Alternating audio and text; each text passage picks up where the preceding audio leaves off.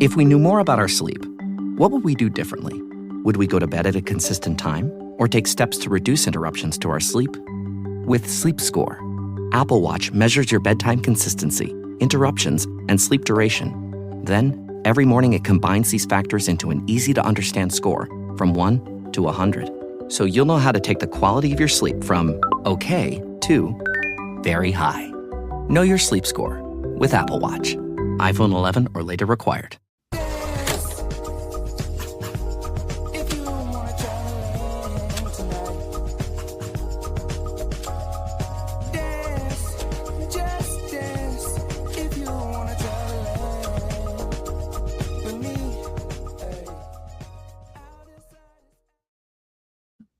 Hey, what's up, fam? Welcome back again to Recap Kickback. It's me, your host, Chappell, back again to talk to you about another movie or TV show or music or whatever it is to talk about. But we're going to make sure it's blackety black as can be here on recapkickback.com. And with me to talk about Nemesis on Netflix, it's Mari Forth. Mari, welcome back.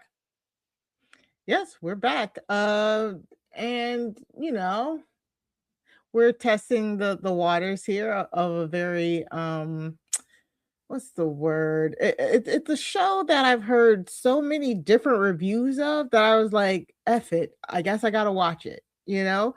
So I'm glad that we're here. I'm glad to be back talking about whatever we want. So this is fun.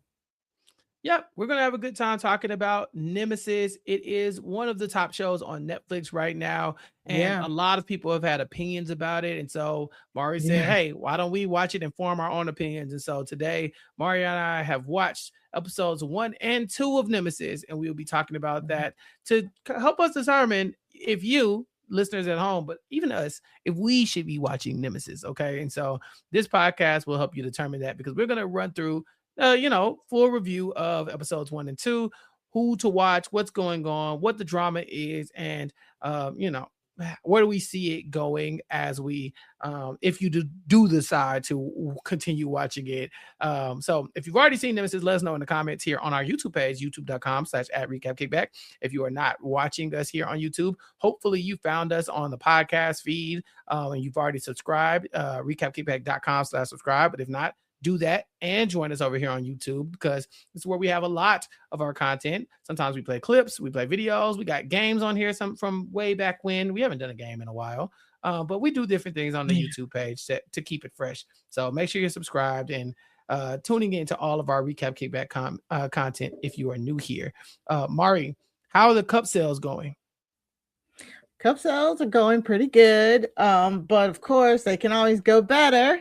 If you want a custom cup, just like these Game of Thrones themed ones that we're holding, I can 10 seconds of that so we don't get demonetized.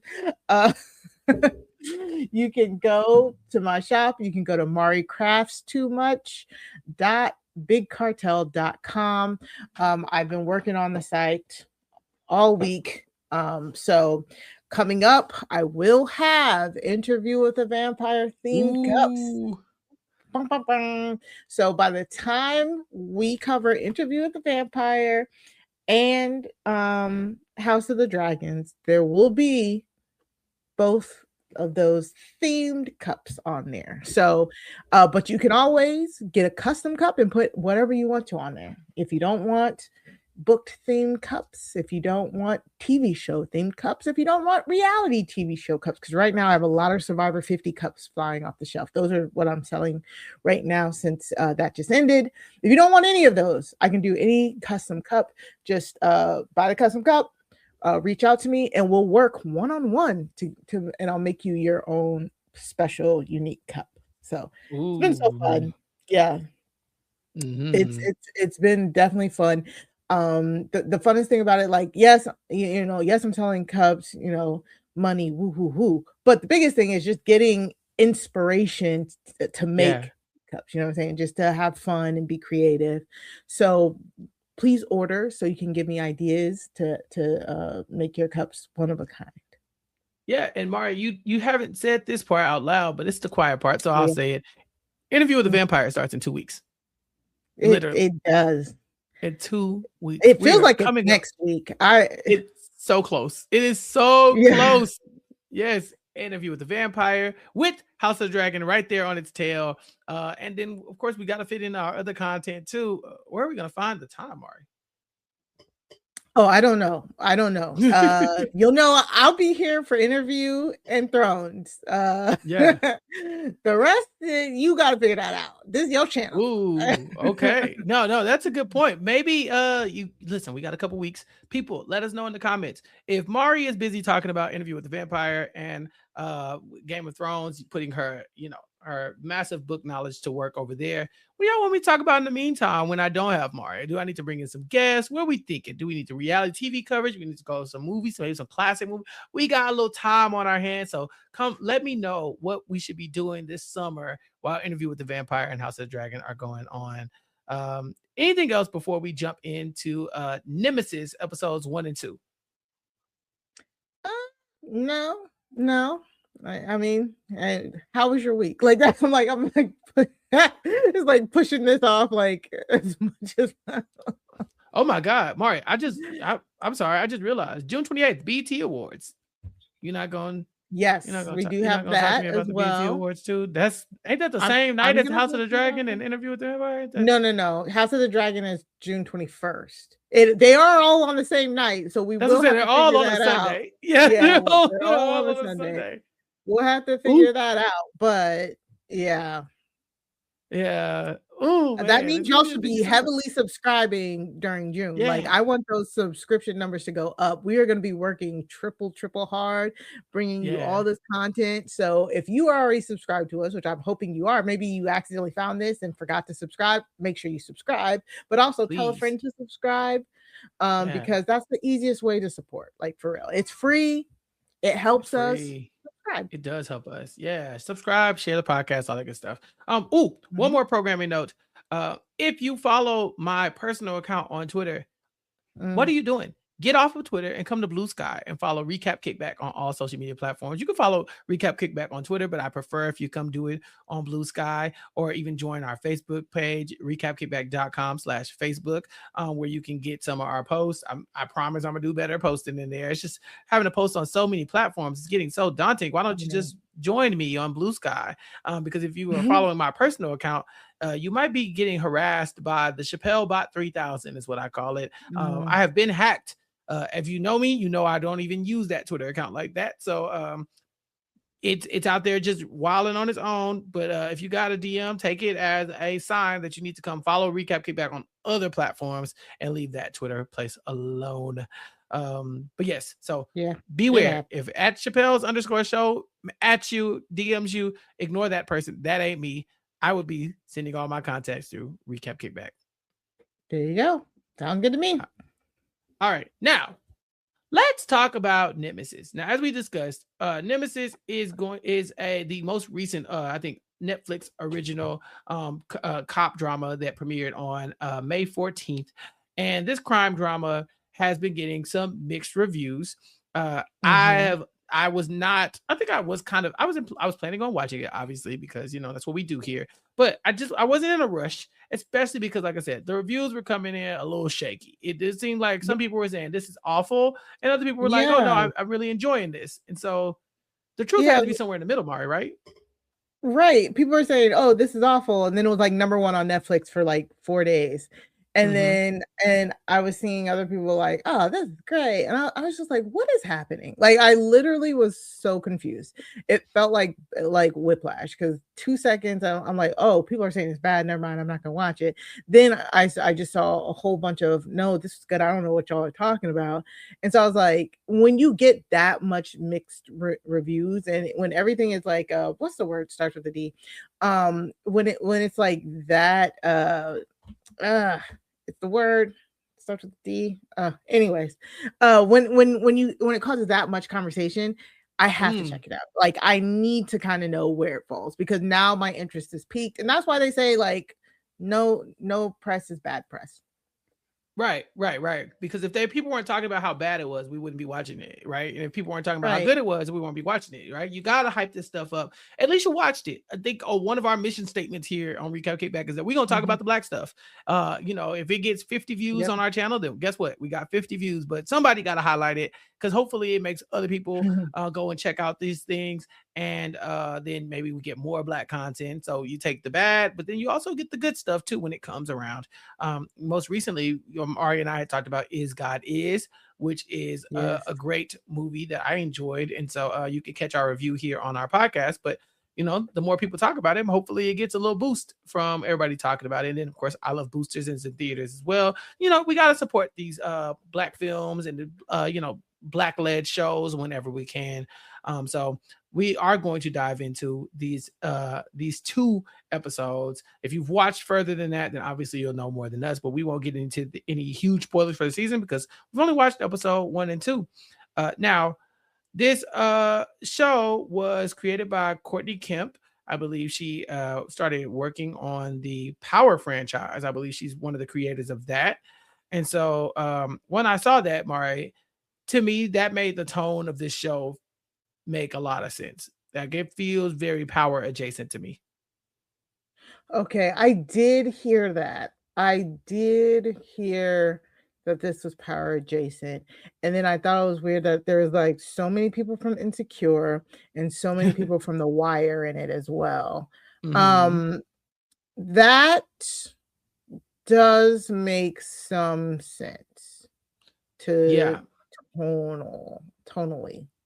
Right, because it's a crime drama, but but it's very, like I said, it's black, but it is like it's kind of got like this hood like filter over it, right? Like even the cops are kind of a little ratchet, our main character here, who is Matthew Law's character, Isaiah Styles. He is a homicide division lieutenant at the LAPD. Lieutenant. Right. But you wouldn't know that if you just caught him just like outside of the badge. Not that he really ever takes it off, but there are just times where you forget that this man is a cop just by the way he handles himself outside of his actual job. Oh, you mean walking around in a LeBron James Lakers jersey or like what looked like a Bathing Apes hoodie at a crime scene? I was like, what is this? Like what is happening? And he's a lieutenant, Chappell. Like he should be sitting his butt behind a desk. Like legit. Like he's way too hands-on for me. And even when but anyway, sorry, let me not get into it. But like, it was weird. Like, it's one of those things where I was like, the cops are why is the cop so hood? Like I don't know. I don't know how to explain it. It was very interesting, his character, to say the least, to me. And we'll get into more of that. Now, that is Matthew Law. Now, Matthew Law, Mari, do you recognize him from anything else? Yeah, this is O'Shawn from Abbott Elementary. For our Recap Kickback faithfuls who knows that Gia and I have been covering our Abbott Elementary since season 2 over here on Recap Kickback. I was very happy to see O'Shawn. I didn't know that, like I assumed obviously that he's an actor, but I didn't know when the next time I was going to see him in something outside of Abbott. Right. He has a few television credits. I believe he was in The Pains, Tyler Perry's The Pains. He also, has been longest running, it looks like, in Abbott Elementary, and also Tyler Perry's The Oval. Recently canceled The Oval. I think it's canceled. I don't know. TBD on Tyler Perry's The Oval. I think with BT kind of, BT Plus kind of being up in the air, I don't think we know where that stands. Well, but it's done. Yeah, it's done.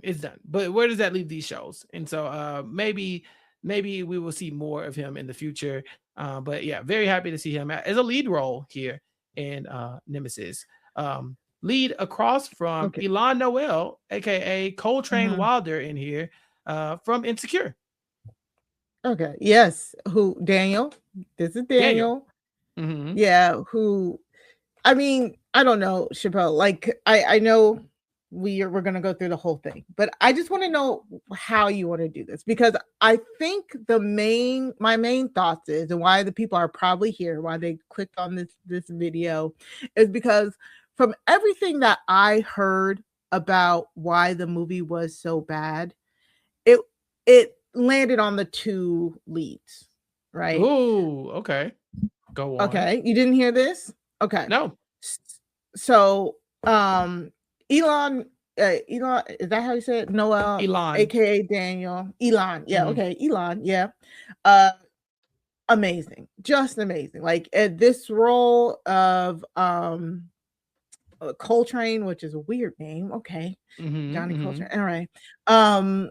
It fits him. It fits him like a glove. He basically he's a smooth talking heist.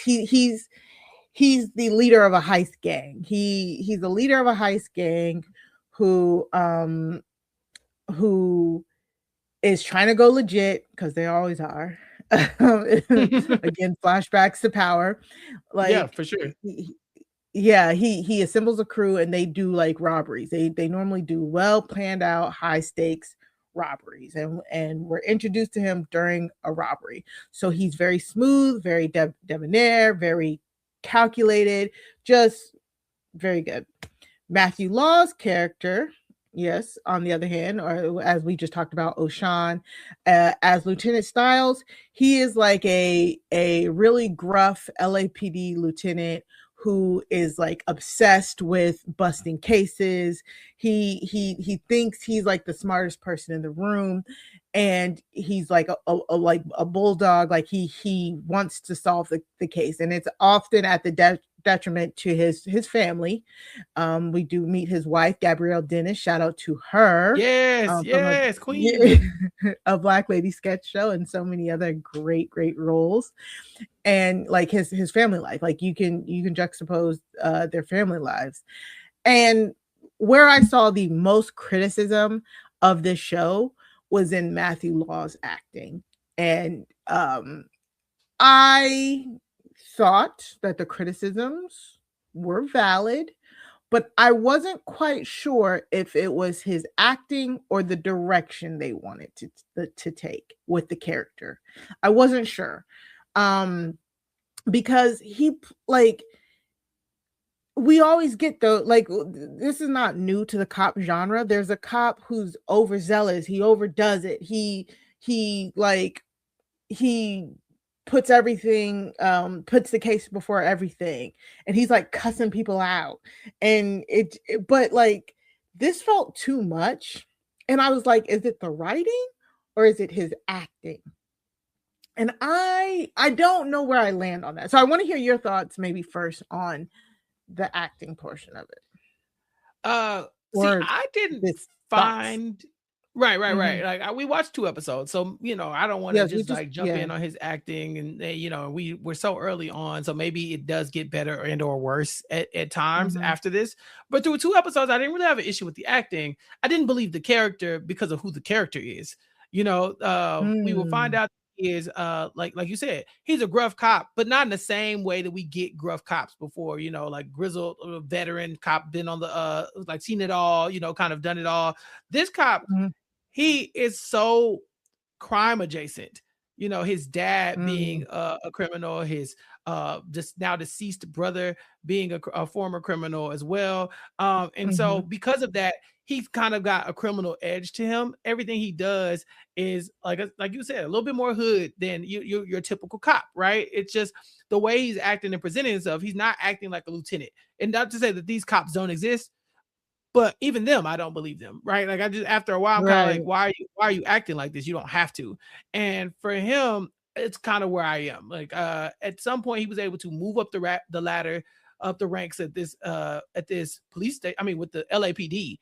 And right, not just any police department, the LAPD, to the point where everybody's begging him to just sit down somewhere so they can promote him. They're like, please stop acting like this so we can promote you. Everybody is saying you're next up, but he just can't find it in his body to let these cases go, the ones that he's really got just a nose for him. He's determined to find them out at the detriment of his entire family, He's neglecting his wife, he's neglecting his child, he's estranged from his dad from a number of reasons.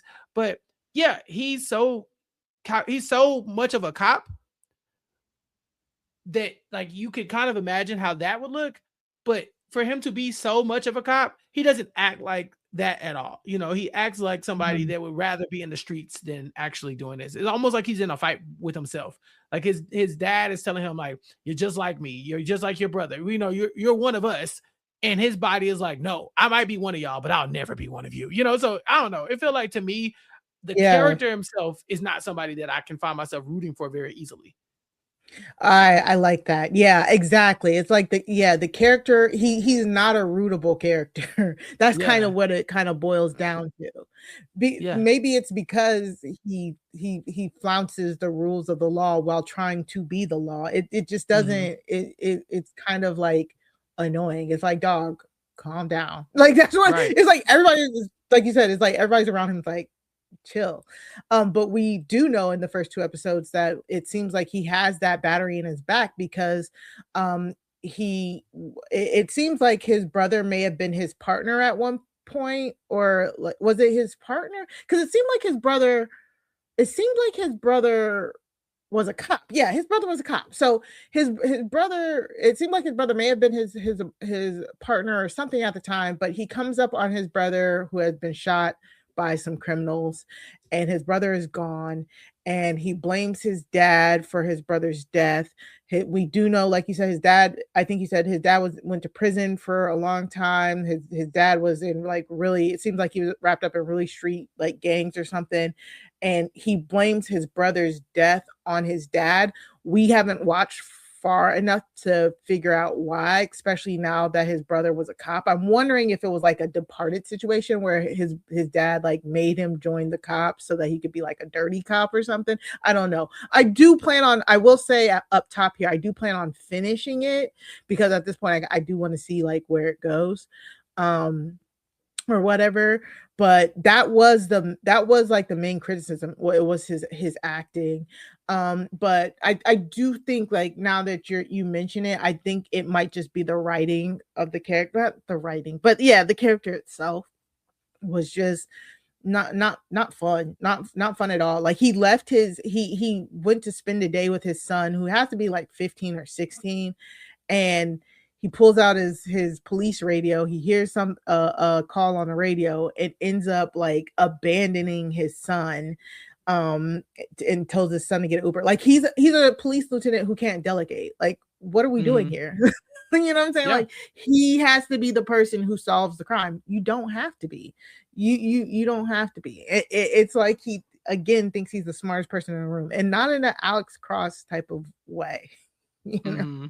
Yeah, and even Alex Cross is sometimes you be looking at Alex Cross like he's crazy. This time, I think I was looking at him like he was crazy the entire time. There are definitely moments where I took his side in specific things, especially with him and his dealings with his son. There are definitely a couple times where I'm like, all right, now chill out. Your dad is a cop. This is what cops do. But on the other hand, it's like, but also, why are you acting like this? I think there was a moment where his son is talking about his grades in class or something, and his dad goes, oh, what, you want me to pull out the burner on him, and just like reaches for his gun. Is that funny? Like you like the cop being like, what, you want me to threaten your teacher with violence? Like he's like, all right, but hey bro, chill out. Like, so it's like, it's a weird, because I mean, if he was a criminal, I'd be like, oh, look at criminals doing criminal things. But this is a cop, like, all right, that's it's weird coming from you, so it's very fun. But I like the way the show is kind of playing off these two characters being so different. So Detective Styles is somehow the less buttoned up of the two of them. Elon's character, Coltrane, he's like a type A perfectionist. Everything is a certain way. He doesn't make mistakes. That's one of his like running identifiers throughout. Everybody's like, hey, that guy doesn't mess up. He's very strict about the rules, and he does things a certain way because he takes this thing seriously, and that's why he's been so successful. Whereas it looks like Styles, Detective Styles, is more likely to go outside of the lines, to break the rules and stuff. And so I think that it's interesting because you don't see that often, where the cop and the cop and the criminal kind of switch places or switch almost like temperaments. But I think that it's more, like I said, more kind of the shades of power. I think Ghost, his character, is more like an A-type rule follower. Ghost does things a certain way so that they don't have to, so things don't get out of control. And so I think they really are playing on that archetype and using Detective Styles as a way to kind of juxtapose those two things. Yeah, it's textbook, like, we want you to kind of root for the criminal. Mm-hmm. And that's what it feels like. And that's probably what they want us to feel like in these first 2 episodes. And I wouldn't be surprised if, like, as the series go on, when they'll realign, it'll shift, and we are fully on the side of the quote unquote good guys, the cop. But exactly, we see Coltrane. We're introduced to him, like, doing a Halloween robbery, a Halloween party robbery. And he does it so smooth and so quickly, that 5 minutes. It's that whole Ocean's 11 of it all. Each person, he has a crew. Yeah. He has a crew of 3 people. It's him and 3 people. And on that first one, we see him bring his lady who was in on it. I think her name was Brandy, right? Ebony. I wasn't also black. Ebony. Sorry. Yes, Ebony. Yes. Which right, I just thought of the blackest name, Ebony, who's that actress, Cleopatra Coleman. I don't believe that I've seen her in many things. She's apparently Australian. She was in Clipped. She played Vivian Stiviano in Clipped. I gotta finish that. We talked about Clipped here on Recap Kickback, if I'm not mistaken. You sure did. Yes, with Jason Reed. Yeah. I am not familiar with her, but she played a really good she did a really good job, especially in this opening scene. And it's that whole, we're the good guy robbers. We only see him stealing from, like, really rich people. By the time we get to the second robbery, this jewelry store robbery, even though they end up killing 2 people, we're still kind of like, oh, but they didn't want to kill them. You know what I'm saying? Like, it was a screw up, and we're still, like, on his side in a sense through these first 2 episodes. And so I definitely think Elon is killing this role. It's so good. It's just perfect for him. He stepped out of his Daniel of boyness and is into the smooth talker, almost ghost type of role. So criticism aside, I think both of them as the leads are doing what they're supposed to be doing. I think they're evoking the emotion we're supposed to be feeling. Yeah. I also think that, not to get too deep into colorism, but I do think that it is very interesting that like the protagonist is a light-skinned man, but he's also kind of like almost like unhinged cop. And then they gave like almost like the more redeeming qualities to the criminal, who is the dark-skinned man. So it's like I like the casting choice as well, because it's not as cut and dry as like, okay, dark-skinned bad, light-skinned good. It's kind of like it's like it's happening, but you still could find the ways to root for Elon's character throughout. Some other names that we see in this, Safina Brown Simmons is going to play Charlie. That is Ebony's half-sister and Coltrane's criminal connection. Now, this is what I was surprised to see. One of the first things about the show that surprised me was that all these people are like 1 degree of separation from each other. He's talking to Miss Charlie, and she's telling him, she's giving him the rundown of the different heists that they're supposed to be doing. She's clearly above him in whatever ranking system this, this criminal little underground has going on. But at the same time, he's married to her sister. And so there's another added layer, because now they are both invested in each other's lives in a way that they wouldn't be if they were just, criminals that didn't know each other, right? Because of the sister, because that's his wife, she's going to be looking out for her, and he's going to be looking out for his wife as well. And so you would think things were going okay, but wife wants out. Ebony is like, I don't want to do this anymore. I want to go, I want to go clean. I don't want to put anybody else in danger, and I don't want to put you in danger either, because we found out that they recently had a miscarriage. So after that, it kind of changed everything for her. Yeah, they lose their son. It's not implied, but like we don't see the trauma. We just see the empty nursing room, and all of that. And then they reference the loss of Zahir, their son's name.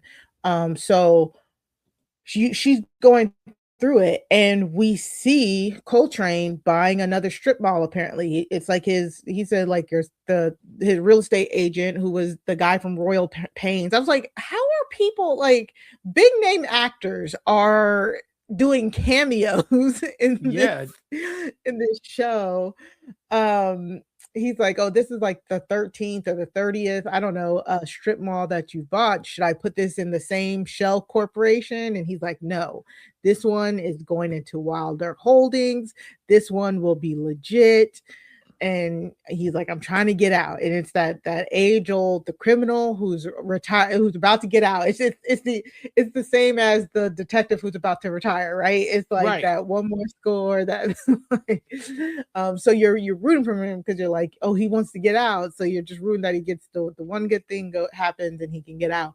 But and so and they juxtapose their lives here in that first episode, because Coltrane and like Ebony, yes, right? Yes, Ebony, even though they lost their son, their relationship themselves seems to be strong for it. Especially when they're talking about the future and going clean and all of that. Versus how Isaiah and his wife Gabrielle, Dennis's character, what's her name in the show? Her name is Candace in the show. Again, like we said, Candace is fed up with him. He shows up late on their anniversary.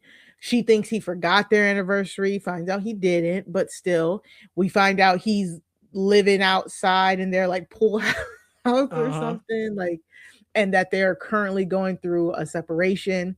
After he leaves his son on the side of the road to go answer a call, they go to family counseling where, look, another Emmy Award winner, I think, is sitting here as their therapist, their counselor. Yeah, their therapist, the lady from The Wire. Yes. So many people, so many. Yeah. Don't let me lie to you.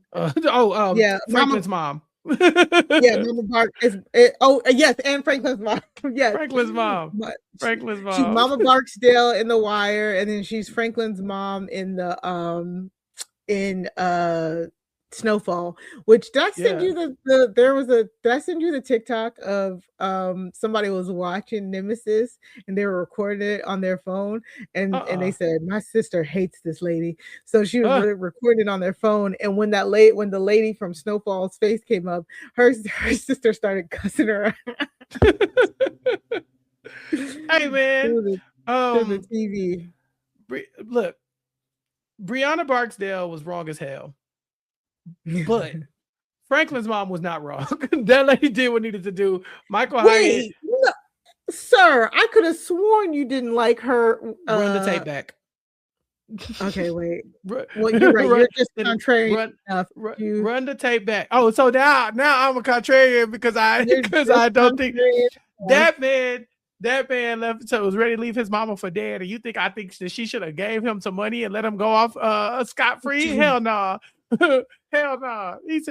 She said, well, Franklin, what if it means that I could die? And he was like, I don't care. It's worth it. And that was the moment I was like, well, Franklin, you gotta go. But Mama Barksdale, wrong as hell. Wrong as hell. Okay. Love Michael Hyatt. Every time I see Michael Hyatt, it is in a drug show. Yes. Yeah, it is in a drug show. It is every time. Love her. Yeah, when she popped up, I said, oh no. But Mari, not to get too far away from the plot, but this LA ass show looked like an episode of Insecure. The scenes, I swear I saw the dunes. I saw at different points. I was like, I've been in this neighborhood. I think we were in Franklin's neighborhood at one point. I know they're doing this on purpose. It's so LA. It's so LA. And with the good and the bad, right? Like I think the setting feels so authentic, like you said. It really does. It has that, like you said, that LA ass filter over it, to be quite honest. But then they were doing stuff where one of Coltrane's was members of his robber gang, Dion, who is a focal point in these first 2 episodes. Dion, not only a problem, but like yeah, I got 20 on the Clippers, and I was just like, he's so creepy.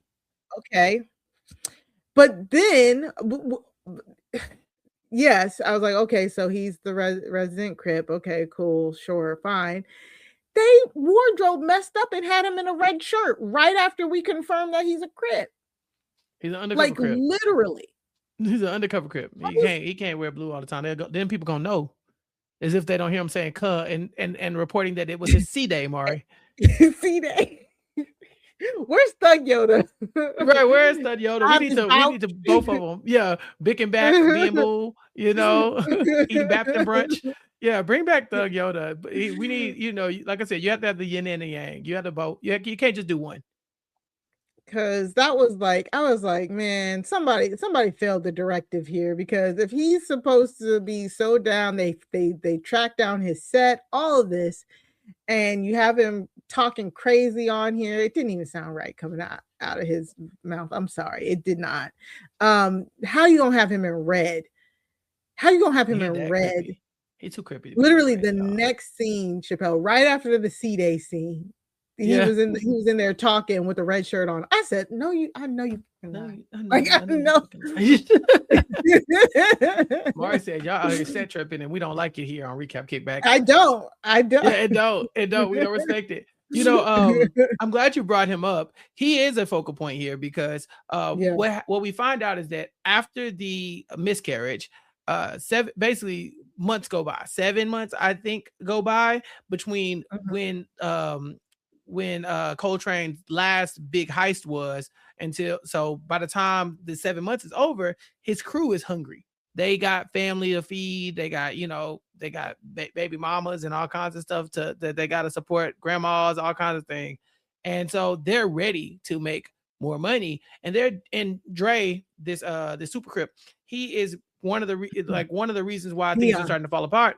I'm sorry, Dion. Yeah, one of the reasons why things are falling apart, because he is so broke. He's now got like a gambling problem, it seems. He's stealing things that they are not supposed to be stealing. And this goes completely against everything Coltrane stands for, because he's very by the book. Everything needs to be a certain way. We only steal the things that are approved. And for obvious reasons, right? Like, you do these things so you don't get caught.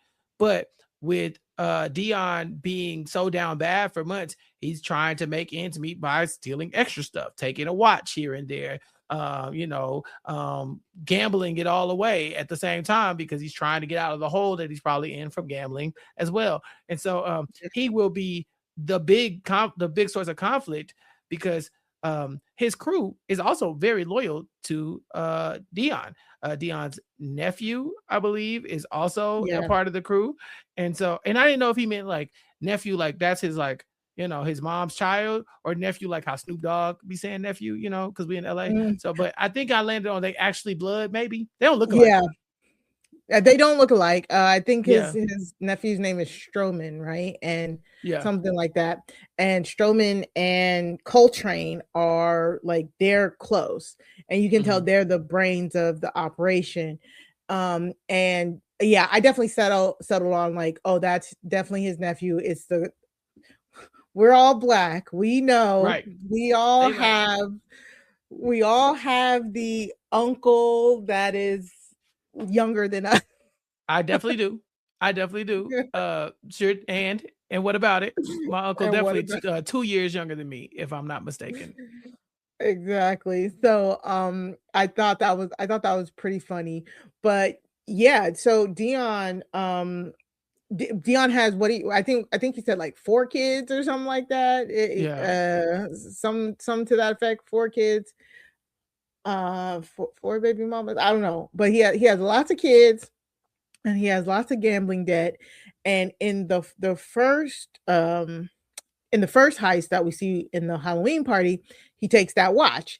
And immediately on the police side, the police are like, this is a one of a kind watch. The moment that they fence it, we're going to be able to find it. It's like such a one of a kind watch. Meanwhile, what they actually took, again, they're specializing in heists where they're taking money and they're taking diamonds that should not be where they're heisting it from. So when the police go there, it's like nothing's stolen because they're stealing stuff that they kind of have the inside track on. But Dion is getting in the way of this, stealing the highly visible watch. And then on to the second heist. We got to talk about this. This is the heist that happens while Styles is with his son.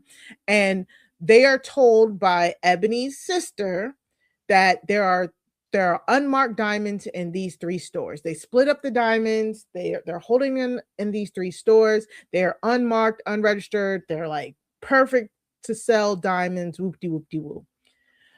So they go to steal these diamonds out of these 3 stores, which I need a sidebar for just 2 seconds. Chappell, what sense did it make for they're like there's these unmarked diamonds, they're really precious, we got to separate them into 3 separate stores, and then for the stores to all be right next to each other? Okay, I hear you, but it did take some crazy witchcraft for them to make this happen. Okay, so it's like and yes, if you say it out loud, when you say it like that, it does sound absurd that they would put them all basically next door to each other. door. But the idea is you can't possibly rob all 3 stores at the same time, because if you go in the first one and rob it, the second and third store will now be alerted that you're doing that. Thus, they will not be able to stop you. They will be able to stop you, right? The cops will come before you can get into the second and third store. So at best you can get one. Now, is it probably smarter to put them across town from each other? Maybe. Maybe. But I think at that point, we don't get this cool scene. So I'll take it. I legit, when they first said it, I was like, oh, so they're across town. Like the shops are across town. And when I saw they were right next to each other, I was like, yeah. So anyways, so I was like, y'all got to be kidding. Just keep them all in one bag at that point then. But they break into 3 stores. The first store goes off without a hitch. At the second store, the manager lady is kind of like, oh my God. But Coltrane talks to her nicely and tells her to open the vault. For some reason, he hits the alarm there. He hits the alarm there so that they all the doors shut instantly, keeping the police out. And then they blow a hole through the third wall. And this is where, again, we come back to Dion. This is where it gets dicey, because he's sitting here, he's the explosive expert. He blows the wall, but he's talking, hey, cuz, how much you want to bet on this wall? Blah, blah, blah, blah, blah. And he blows a hole into the third one. They go into the third store, which is an antique shop, which again, further, I was like, oh, I thought it was all jewelry stores. Okay, fine, whatever. And because Dion has placed money on the Clippers to beat the Warriors for some strange reason, not strange reason, I'm pretty sure it was long odds and he was hoping he would win. It's on in the antique store on the TV. He looks at it momentarily just to say, dang, the Clippers lost. And as he's doing that, an undercover tries to pull a gun out. They are alerted to the gun by Bianca, a girl named Bianca in the store, who were like, oh, look at that. And they end up having to shoot that undercover cop. And then the security guard also pulls a gun, I believe, or reaches for his weapon. So they have to shoot him too. So 2 people die because Dion wasn't paying attention. Again, he's messing up the score. And they do get in and get out in the time allotted. But now Strowman and Coltrane have to decide what they're gonna do about Dion. And this is also where Styles makes his impassioned plea to the news, which, Chappell, what was this? I wouldn't call it even a plea. He's like using the news to threaten these people. But again, it's this like kind of like hood dude mentality that he got. Like instead of doing things, which is I'm starting to wonder how is he moving up the ranks so well at the cops at the LAPD anyway. If you're doing stuff like this, I'm like, sir, you're gonna get demoted. Because instead of being a detective and like, gathering information and stuff like that, he's now basically decided to wage war against these people because he has been tracking them. He was tracking them prior to them going quiet during the time when Coltrane had they had the miscarriage, him and Ebony. They at that point stopped doing heists, and that's when the trail kind of ran cold. And so now they're back, and the only person who is hell-bent on catching them is Detective Styles, and he's taking it very personally. Everybody's saying like it's literally somebody else's case. It's not that the case is being ignored.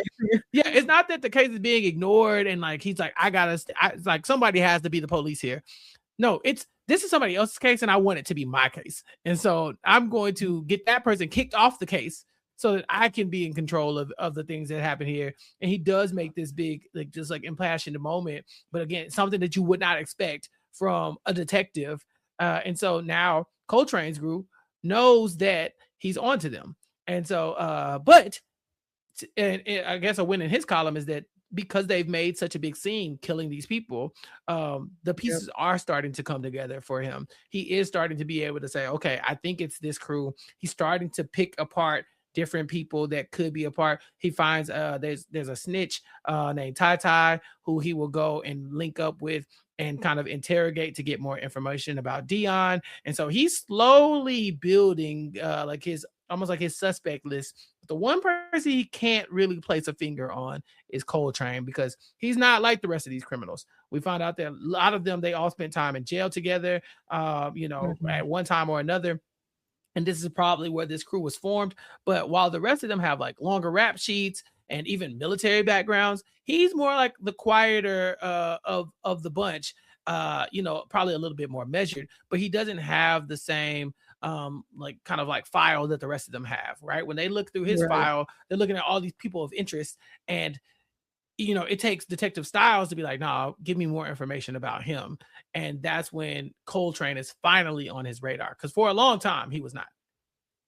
Yeah, so and that's the end of the second episode. So at the end of the 2 episodes, both of our main leads are basically aware of each other. Coltrane is aware of Styles because Styles threat. So because he threatened him, Coltrane starts following Styles to get more info on him. And then now Styles, through the informant and through finding the loose thread that is Dion, thinks that Coltrane might be the leader of this crew. So this is where I think we get the titular Nemesis from. The 2 dudes are now, like you said, waging war on each other. That's what I expect to see in these next few episodes.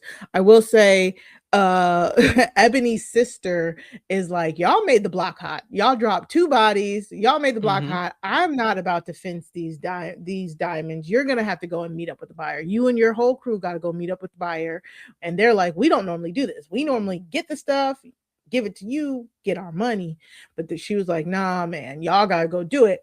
And when she sends them there, we then see her on a phone call, and she's talking to the buyer saying like, oh, I want you to take care of this one. And she sends a picture of Dion. So because she talks to she talks to Coltrane about doing something about Dion, and Coltrane's like, well, he's fine, we'll handle it. And she's like, nah, he's a weak link. She calls her connect to kill him at the drop-off point. Unfortunately, what happens is when they get to the drop-off point to drop off the diamonds, when the buyer tries to kill Dion, our boy Choi, who we really haven't talked about, he's the only Asian guy in the crew who is their sniper extraordinaire. He takes out the buyer, and so they all have to take out all of the people at the as at the meetup. So because they want no loose ends, and Coltrane is so smart that he decides to dump the diamonds out, dump the velvet bags out. He makes it look like it was a deal gone wrong. The police have what they were looking for. They really serve those people up. They say it. They serve those people up like a bow for the LAPD.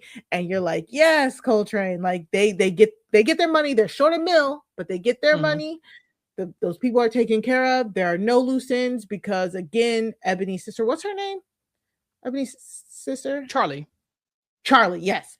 Because Charlie goes to Bianca, who we found out was a plant, and she also gets rid of Bianca. So at this point, at the end of 2 episodes, there are no loose ends for that jewelry store robbery. And if Styles would just stop being a road detective and accept the offerings that they gave him, then everybody should be good. But no, because when Styles gets to that meetup, he gotta act like Styles, right? he gotta act like Styles, and that's what he does throughout, right? So whether it's hanging with the people, whether it's him like with the cops coming after criminals, or even amongst his own family, he's a little bit of a loose cannon. One of his biggest antagonists in this, one of his biggest antagonists in this season is his very own dad, who it looks like he goes to visit just about once a month. His dad, who formerly went by Nightmare, is called Amos, and Amos has a criminal background. It seems like for a while, maybe the two of them were able to cohabitate, or at least like have a working relationship. But once his older brother, Styles' older brother, I think Josiah, is killed, he will never forgive his dad for this. Also, his dad was also accused of maybe allowing Styles' son to smoke weed. We will find out that is not exactly what happened, but for those reasons, he does not look at his dad fondly and wants to keep quite the distance between the two of them.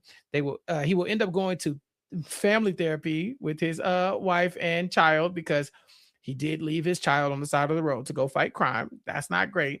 And so he goes to family therapy. And at family therapy, it is told that he needs to do something to kind of atone and to make things right with his family. So he agrees that he will be linking up with his father so that his son can go kick it with him.